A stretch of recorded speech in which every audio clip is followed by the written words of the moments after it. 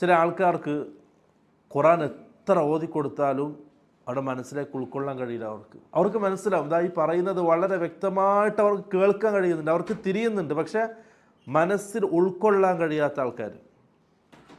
അത് അള്ളാഹിൻ്റെ തീരുമാനം വന്നു കഴിഞ്ഞു, ഇനി ഒന്നുമില്ല, ഒരു രക്ഷയില്ല.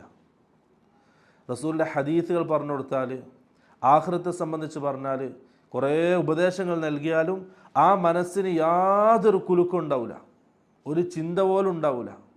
അത് അള്ളാഹിൻ്റെ ഭാഗത്തു നിന്നുള്ള ഏറ്റവും വലിയ ശിക്ഷയാണ്. ദീൻ ഉൾക്കൊള്ളാൻ കഴിയാതിരിക്കുക എന്നുള്ളത്. അള്ളാഹു കാക്കട്ടെ, നമ്മളെ കുടുംബക്കാരെയും നമ്മുടെ നാട്ടുകാരെല്ലാം അള്ളാഹു കാക്കട്ടെ. ഖുർആൻ്റെ ആയാത്തുകൾ കേട്ടാൽ, പുതിയ പുതിയ ഇൽമുകൾ കേട്ടാൽ അതിനനുസരിച്ച് ചിന്തിക്കാനും മാറാനും അള്ളാഹു നല്ല തൗഫീഖ് നൽകി അനുഗ്രഹിക്കുമാറാകട്ടെ. എത്രയോ ആൾക്കാരുണ്ട് ഖുർആൻ്റെ ആയത്തുകൾ പല പ്രാവശ്യം കേട്ടിട്ടുണ്ടാവും, തൗഹീദ് പല രീതിയിലും വ്യക്തമായി കേട്ടിട്ടുണ്ടാവും, പക്ഷേ ഉൾക്കൊള്ളാൻ കഴിയാത്തവർ.